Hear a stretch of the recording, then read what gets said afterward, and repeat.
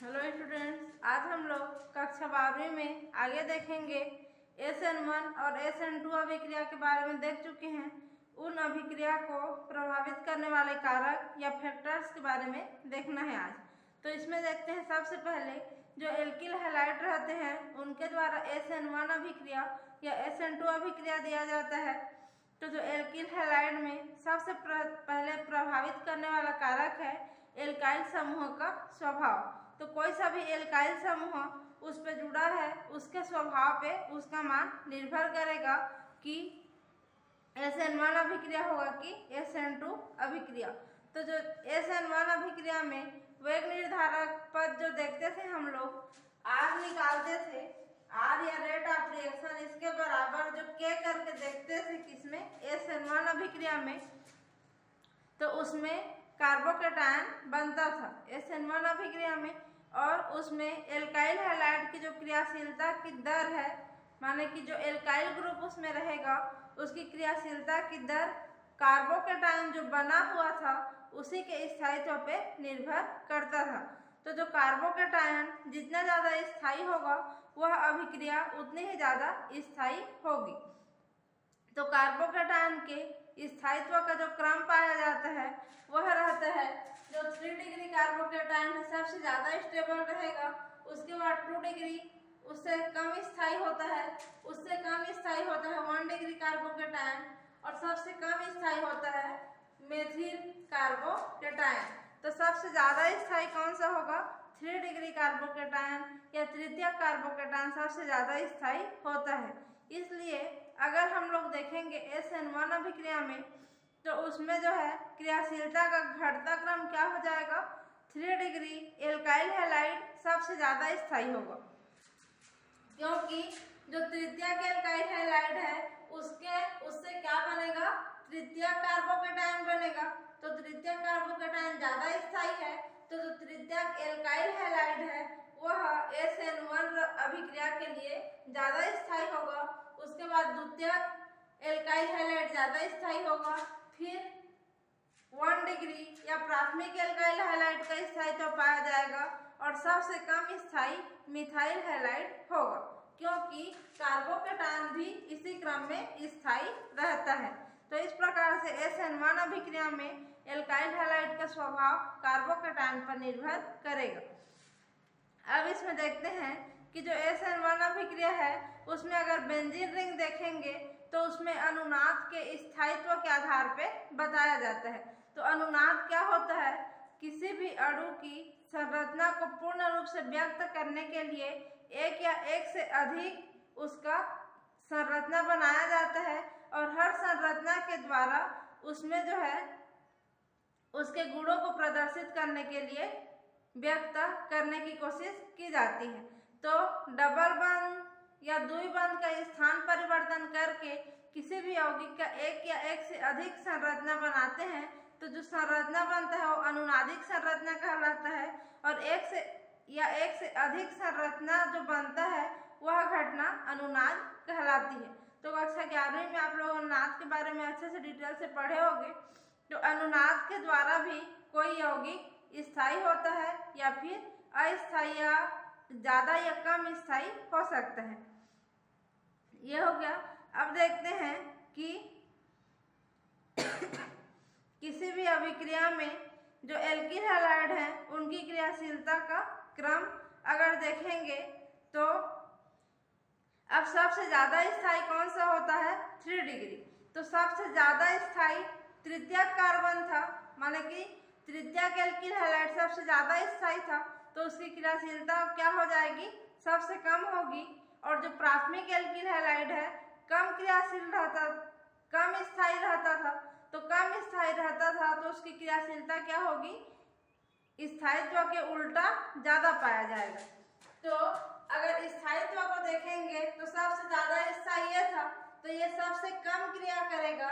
इसलिए जब क्रियाशीलता देखते हैं तो जो तृतीयक एल्काइल हैलाइड है इसकी क्रियाशीलता बहुत कम रहेगी, क्योंकि ये सबसे ज़्यादा स्थायी था। तो ये जो है स्थायित्व को प्रदर्शित करेगा और ये प्रदर्शित करेगा क्रियाशीलता को। तो स्थायित्व का उल्टा क्रियाशीलता पाया जाता है।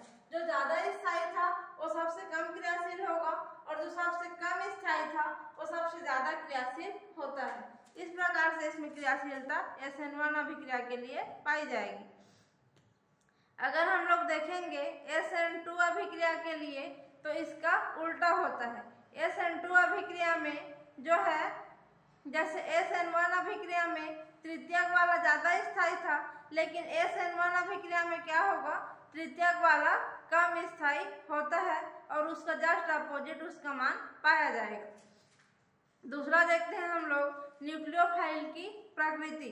न्यूक्लियोफाइल का मतलब क्या है, जो लिखते थे हम लोग अभिक्रिया में Nu माइनस करके ये जाकर के अटैक करता था और किसी हैलोजन के हटाकर उसके जगह पे जुड़ता था। तो ये जो न्यूक्लियोफाइल है इसकी प्रकृति भी उसको प्रभावित करेगी। तो देखते हैं कि न्यूक्लियोफाइल की शक्ति का घटता हुआ क्रम। अगर न्यूक्लियोफाइल प्रबल न्यूक्लियोफाइल होता है और दुर्बल न्यूक्लियोफाइल होता है, इसको क्रिस्टल फील्ड थ्योरी में देखे हैं कि कौन सा प्रबल लिगेंड है और कौन सा दुर्बल लिगेंड है। उसी प्रकार से न्यूक्लियोफाइल भी प्रबल और दुर्बल रहते हैं। तो जो SN2 अभिक्रिया है और SN1 अभिक्रिया है वह न्यूक्लियोफाइल की शक्ति पर भी निर्भर करेगा। तो सबसे ज्यादा जो प्रबल न्यूक्लियोफाइल है SN माइनस CN माइनस है, उसके बाद उससे कम स्थायी होता है OR माइनस, OH माइनस उससे कम होगा एसीटेट आयन, उससे कम होता है जल। इसका मतलब क्या है कि ये सबसे प्रबल है। तो किसी भी एल्काइल हैलाइड में कोई ये जाकर के पहले वहां पे रिएक्शन करेगा और ये इसकी तुलना में इसका रिएक्शन करने का दर कम होगा, क्योंकि ये प्रबल है, ज्यादा ऋणात्मक आवेश रखता है। तो ये जाकर के पहले अटैक करने की क्षमता वहां पे रखेगा SN1 या फिर SN2 अभिक्रिया के लिए।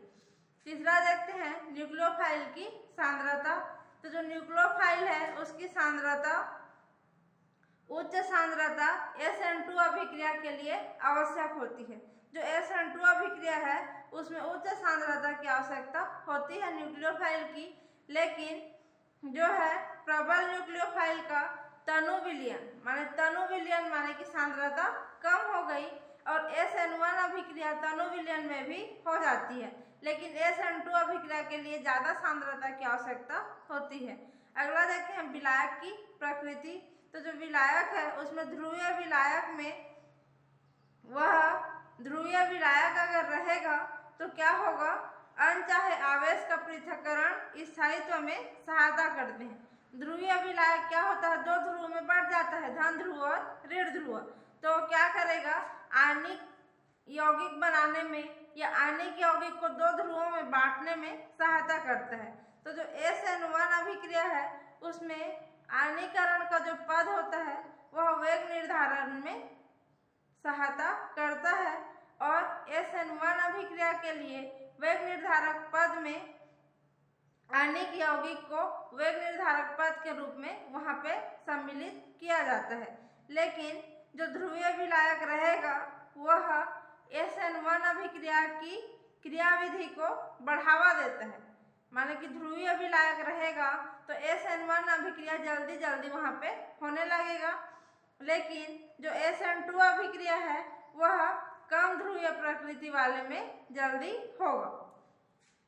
अब देखते हैं SN1 की क्रियाविधि के लिए अनुकूल कारक कौन कौन सा होगा। इतना इफेक्ट करने वाले कारक देख लिए, अब उनके आधार पर देखा जाता है कि जो SN1 अभिक्रिया है उसके लिए कौन कौन सा कारक अनुकूल होगा और SN2 अभिक्रिया के लिए कौन कौन सा कारक अनुकूल होगा। तो जो SN1 अभिक्रिया है उसमें द्वितीयक या तृतीयक एल्किल हैलाइड या एलाइल हैलाइड या बेंजाइल हैलाइड की आवश्यकता होती है। माने 2 डिग्री या फिर 3 डिग्री दिया है, उसका मतलब क्या है, 2 डिग्री माने द्वितीयक और 3 डिग्री माने तृतीयक। तो 2 डिग्री या 3 डिग्री जो एल्काइल हैलाइड है उनकी उपस्थिति में SN1 अभिक्रिया पहले होगी। दूसरा है दुर्बल प्रकार का न्यूक्लियोफाइल चाहिए SN1 अभिक्रिया को करने के लिए। तीसरा देखते हैं कि न्यूक्लियोफाइल की सांद्रता कम होनी चाहिए अगर वह प्रबल प्रकार का न्यूक्लियोफाइल है। जैसे कि ये प्रबल न्यूक्लियोफाइल है, तो प्रबल न्यूक्लियोफाइल रहेगा तो उसका थोड़ा सा मात्रा भी लेंगे, माने कम सांद्रता लेंगे, तो भी वहाँ पे अभिक्रिया आसानी से हो जाएगी SN1 अभिक्रिया के लिए। अगला देखते हैं कि जो ध्रुवीय विलायक रहता है उसमें SN1 अभिक्रिया आसानी से होती है। उसके बाद देख लेते हैं SN2 अभिक्रिया के बारे में। तो जो SN2 अभिक्रिया है उसमें मिथाइल हैलाइड या कम शाखित एल्काइल हैलाइड का उपयोग करते हैं।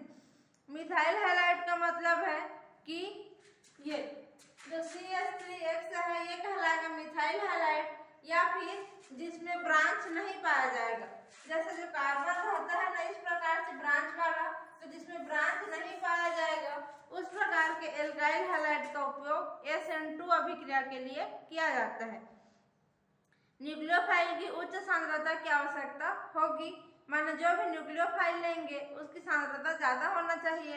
प्रबल प्रकार का न्यूक्लियोफाइल यहाँ पे उपयोग होता है और अध्रुवीय विलायक में SN2 अभिक्रिया आसानी से होगी। यह हो गया SN2 और SN1 अभिक्रिया को प्रभावित करने वाले कारक। अब आता है कि जो नाभिक से नहीं प्रतिस्थापन अभिक्रिया है उसका त्रिविम रासायनिक पहलू। त्रिविम का मतलब क्या है कि जो त्रिविम प्रकाश में अगर SN1 और SN2 अभिक्रिया को कराएंगे तो वहाँ पे प्रकाश का प्रभाव उन अभिक्रिया पे किस प्रकार से पड़ेगा, इसके बारे में बताया गया है नाभिक से नहीं प्रतिस्थापन अभिक्रिया के लिए। तो सबसे पहले आता है समतल ध्रुवित प्रकाश तथा प्रकाश की सक्रियता। तो जो विद्युत चुंबकीय तरंग रहता है उनसे मिलकर के समतल ध्रुवित प्रकाश बनी रहती है।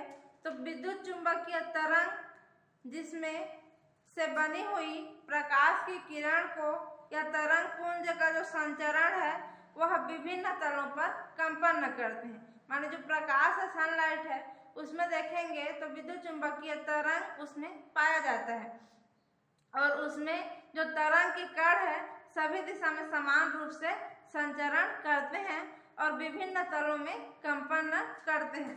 तो शुरू में अगर सामान्य प्रकाश को देखेंगे तो उसके कण ऊपर की ओर भी कंपन करेंगे और नीचे की ओर भी, इधर भी कंपन करेंगे और इधर भी, और लेफ्ट राइट ऊपर नीचे सभी दिशा में ये इस प्रकार से कंपन करते हैं, सब दिशा में समान रूप से। जब प्रकाश को निकिल प्रिज्म या द्विपरिवर्तित प्रवाह पर प्रवाहित करते हैं, माने एक ऐसा प्रिज्म लेते हैं जिसमें प्रकाश की किरण को अवरुद्ध करके केवल दो दिशा में उसको गति करने के लिए छोड़ा जाता है। तो दो डायरेक्शन वाले द्विपरिवर्तित निकिल प्रिज्म पर जब प्रकाश को क्या करेंगे, प्रवाहित करेंगे, तो यह है निकिल का प्रिज्म। इसमें इस प्रकार से बीच में रहता है और इसमें केवल दो डायरेक्शन में गति करने के लिए इसको छोड़ा जाता है। तो इसको जब प्रवाहित करेंगे तो ये जो प्रकाश है जो सभी दिशा में यहाँ पे कंपन कर रहा था वो इसमें से गुजरेगा और यहाँ से निकलने के बाद देखेंगे तो क्या होता है, केवल नीचे की ओर और केवल ऊपर की ओर, माने दो डायरेक्शन, एक ऊपर की ओर और एक नीचे की ओर, केवल दो डायरेक्शन में यहाँ पे कंपन करेगा। अब ये जो लाइट है उसको समतल ध्रुवित प्रकाश या फिर प्लेन पोलराइज्ड लाइट भी कहा जाता है। P से है प्लेन, P से पोलराइज्ड और L से लाइट, तो इसको क्या बोलेंगे, PPL या प्लेन पोलराइज्ड लाइट कहा जाता है। उसके बाद ये जो प्लेन पोलराइज्ड लाइट है इसको क्या करेंगे, कार्बनिक यौगिक के विलयन में से प्रवाहित करेंगे। तो कार्बनिक यौगिक का जो विलयन रहेगा वह पोलरीमीटर नली के नाम से जाना जाता है। तो यहाँ पे एक नली लेते हैं जिसमें क्या रहता है, कार्बनिक विलयन भरा रहता है, तो ये पोलरीमीटर नली कहलाएगा। इसमें से जब प्रकाश को प्रवाहित करते हैं तो यहाँ पे जो प्रकाश निकलता है वो केवल दो डायरेक्शन में ये भी कंपन करता रहता है। तो ये जो प्रकाश है इसको ध्रुवणमापी नली कहा जाता है। तो इस प्रकार से ध्रुवणमापी के द्वारा जो सामान्य प्रकाश रहता है उसको केवल 2 डायरेक्शन में कंपन करने वाले प्रकाश के रूप में प्राप्त करते हैं।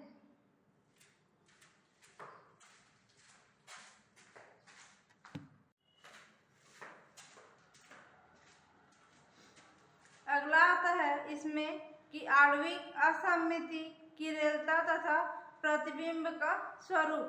तो जो आणविक असममिति है और किरेलता या प्रतिबिंब रूप, इसके बारे में देखते हैं।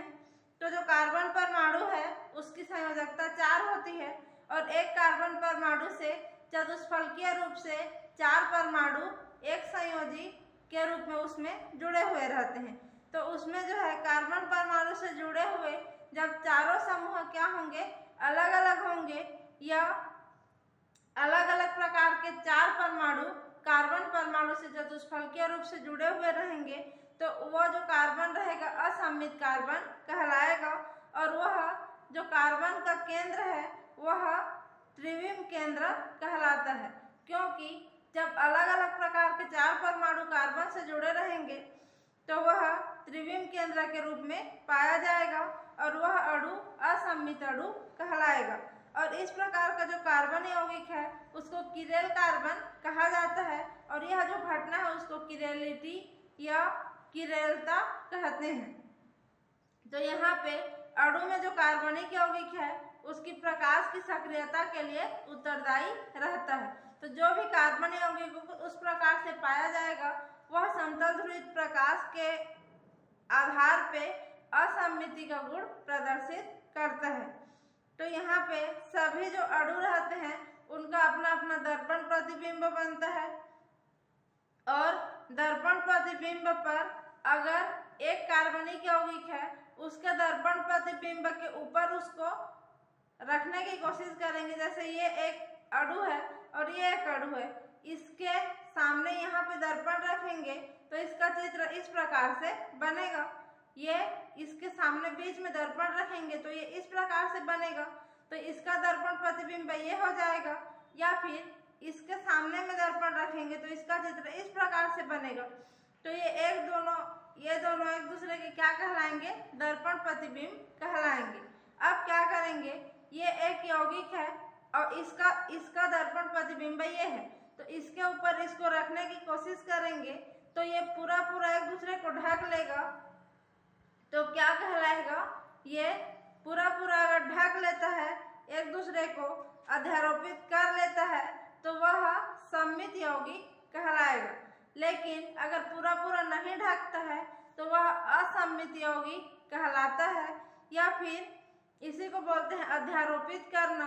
किसी यौगिक के ऊपर दर्पण प्रतिबिंब को अध्यारोपित करते हैं, तो अध्यारोपित अगर नहीं होता है तो वह जो कार्बन है किरेल कार्बन कहलाएगा और अध्यारोपित नहीं होने का जो गुण है वह किरेलता कहलाता है।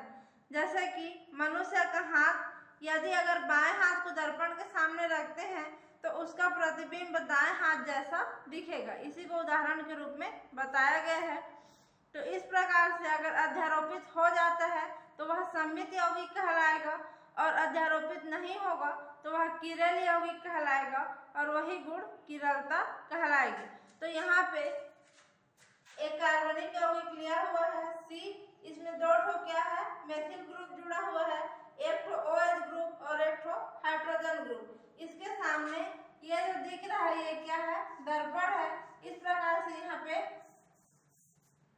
यह दर्पण, इस प्रकार से दर्पण को रखेंगे तो इसका प्रतिबिंब इधर बनेगा। तो ये जो OH है इस प्रकार से HO के रूप में दिखेगा, ये कार्बन के रूप में, ये ऊपर वाला CH3 इस प्रकार CH3 दिखेगा, ये CH3 इस प्रकार से दिखेगा और ये हाइड्रोजन इस प्रकार से दिखता है। तो ये हो गया एक का दर्पण प्रतिबिंब बनना। इसी प्रकार से जो दर्पण प्रतिबिंब है अध्यारोपित करके देखेंगे, माने इसको उठा करके इसके ऊपर जब रखेंगे तो क्या होगा, ये जो कार्बन है यहीं पे पड़ेगा और ये OH इधर आके पड़ जाएगा। इसको उठा करके इसके ऊपर रखेंगे तो, और ये CH3 यहाँ पे आ जाएगा CH3 करके, ये CH3 यहाँ पे आएगा, तो ये दोनों एक दूसरे पे अध्यारोपित नहीं हो रहे हैं, तो ये किरेलता या किरेलिटी का गुण कहलाएगा। इसी प्रकार से जो प्रकाश सम अवयवी हैं, माने कि जो किरेल कार्बन रहेंगे उन्हीं के द्वारा क्या होगा, प्रकाशीय गुण प्रदर्शित किया जाता है। और जो प्रकाश सम अवयवी रहते हैं वो एक दूसरे पर अध्यारोपित नहीं होते हैं, माने कि प्रकाश का प्रभाव जिन पे पड़ेगा और जो प्रकाश को लेफ्ट हैंड साइड या राइट हैंड साइड की ओर घुमाएंगे उनमें किरेलता का गुण पाया जाएगा। और जो प्रकाश सम अवयवी रहेंगे वे एक दूसरे पर अध्यारोपित नहीं होते हैं, माने कि उनमें किरेलता पाई जाती है। अब अगला देखते हैं कि रेसेमिक मिश्रण तथा रेसेमीकरण। तो इसमें एक ऐसा मिश्रण रहता है जिसमें दोनों प्रतिबिंब रूप समान अनुपात में रहते हैं। यहाँ पे ये एक यौगिक है और ये एक यौगिक है। इस पर जब ये PPL या समतल ध्रुवित प्रकाश को इस पर आरोपित करेंगे तो ये माना कि इस प्रकार से क्लॉकवाइज घुमाएगा प्रकाश की किरण को, और ये क्या करेगा, एंटी क्लॉकवाइज घुमाएगा। तो ये दोनों, एक तो क्लॉकवाइज घुमा रहा है तो इसको D रूप कहेंगे, और ये एंटी क्लॉकवाइज घुमाएगा तो इसको L रूप कहेंगे।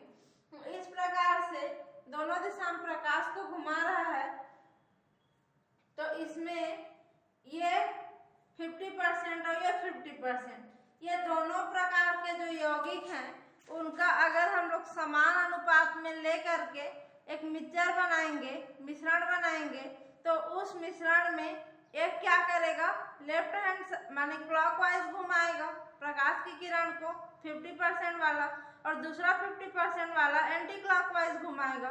तो दोनों एक दूसरे के प्रभाव को नष्ट कर देंगे और वहाँ पे जो प्रकाश को घुमाने का जो गुण है उसका मान 0 हो जाएगा। तो वह जो 0 हो जाएगा उस प्रकार का जो सम अवयवी है वो क्या कहलाएगा, रेसेमिक मिश्रण या रेसेमीकरण कहलाता है।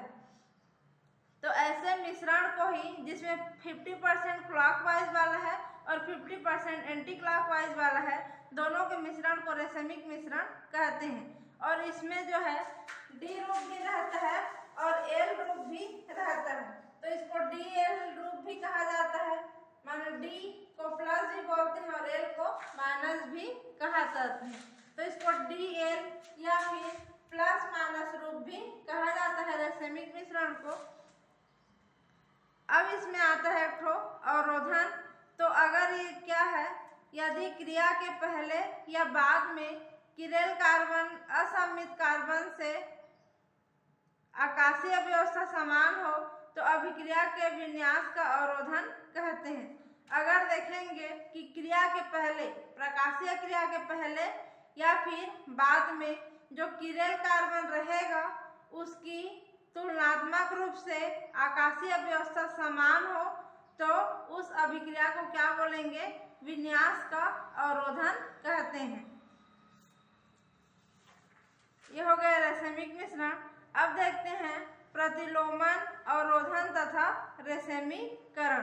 तो जो प्रतिलोपन है, अवरोधन है और रेसेमीकरण है, इसमें देखते हैं तो इसके लिए एक उदाहरण दिया हुआ है जिसमें एक कार्बन पे एक तो हाइड्रोजन जुड़ा है, एक Y ग्रुप है, एक CH3 है और एक C2H5 है। तो इसके उदाहरण के द्वारा, इसको पर डायग्राम के द्वारा समझाया गया है। और अवरोधन का परिभाषा अभी जो देखे वही आएगा कि क्रिया के पहले और उसके बाद किसी भी असममित कार्बन अणु की आकार को देखेंगे, पहले क्या था और बाद में क्या था, दोनों का जो आकाशीय व्यवस्था को देखेंगे वो समान होगा तो अभिक्रिया को विन्यास का अवरोधन कहा जाता है। ये हो गया। अब देखते हैं एक SN2 अभिक्रिया का त्रिविम रसायन। तो जो SN2 अभिक्रिया है उसमें त्रिविम रसायन अगर देखेंगे तो जो SN2 अभिक्रिया था वो हमेशा एक स्टेप में कंप्लीट होता था, और जो एक स्टेप में कंप्लीट होता था तो C इस प्रकार से C6H5, उसके बाद आएगा ये जो OH ग्रुप है, ये माना कि आकर के जुड़ रहा है तो इसके साथ भी हल्का सा बंध बन जाता था, और जो निकलने वाला Br है इसके साथ भी हल्का सा बंध बन जाता था। उसके बाद इधर आता है H और CH3। तो इस प्रकार से एक माध्यमिक संक्रमण अवस्था का निर्माण किसमें होता था? SN2 अभिक्रिया में होता था। पहले देख चुके हैं इसके बारे में। तो इसमें जो है यदि एल्काइल हैलाइड प्रकाशीय रूप से सक्रिय होगा, यह जो एल्काइल हैलाइड है पहले ये नहीं जुड़ा रहता है तो ये क्या रहता है? एल्काइल हैलाइड इतना। तो ये जो एल्काइल हैलाइड प्रकाशीय रूप से सक्रिय होगा तो इसमें जो प्रोडक्ट बनेगा वह भी क्या होगा? प्रकाशीय रूप से सक्रिय प्रोडक्ट का निर्माण होगा। लेकिन प्रतिलोमन विन्यास के साथ ही इस विन्यास के प्रतिलोमन को वाल्डन प्रतिलोमन कहा जाता है। लेकिन इसमें क्या होना चाहिए? अगर इसका रिएक्टेंट प्रकाशीय रूप से सक्रिय है तो प्रोडक्ट को भी प्रकाशीय रूप से सक्रिय होना चाहिए। लेकिन इसमें अगर प्रतिलोमन हो जाता है, विपरीत क्रिया हो जाती है, तो उस विन्यास को क्या बोला जाता है? वाल्डन प्रतिलोमन कहा जाता है SN2 अभिक्रिया के लिए। अब अगला देखते हैं SN1 अभिक्रिया का त्रिविम रसायन। तो जो SN1 अभिक्रिया है इसके लिए देखेंगे तो जो SN1 अभिक्रिया है उसमें शुरुआत में देखते हैं कि जो एल्किल हैलाइड है वो प्रकाशीय रूप से सक्रिय है कि नहीं है। अगर प्रकाशीय रूप से सक्रिय है तो उसका जो प्रोडक्ट बनेगा वह रेशमिक मिक्सचर के रूप में प्राप्त होता है। और जो पहले अभिक्रिया हम लोग देखे थे SN1 का, उसी प्रकार से यहाँ पे रिएक्शन लेकर के उसको समझाया गया है और प्रकाशीय सक्रियता और कार्बोकैटायन के आधार पर इसको देखा जाता है। ये हो गया SN1 अभिक्रिया और SN2 अभिक्रिया का त्रिविम रसायन। इसके बाद अगर हम लोग देखेंगे आगे, यहाँ तक हम लोग क्या देख रहे थे? नाभिक स्नेही प्रतिस्थापन अभिक्रिया के बारे में। तो यहाँ पे नाभिक स्नेही प्रतिस्थापन अभिक्रिया कंप्लीट होता है। इससे आगे हम लोग अगली क्लास में क्या देखेंगे? विलोपन अभिक्रिया और धातु के साथ क्रिया। तो यहाँ तक आप लोग पढ़ करके कंप्लीट करना, फिर विलोपन अभिक्रिया और धातु के साथ अभिक्रिया को अगली क्लास में अच्छे से पढ़ेंगे। अभी के लिए बस यही सब।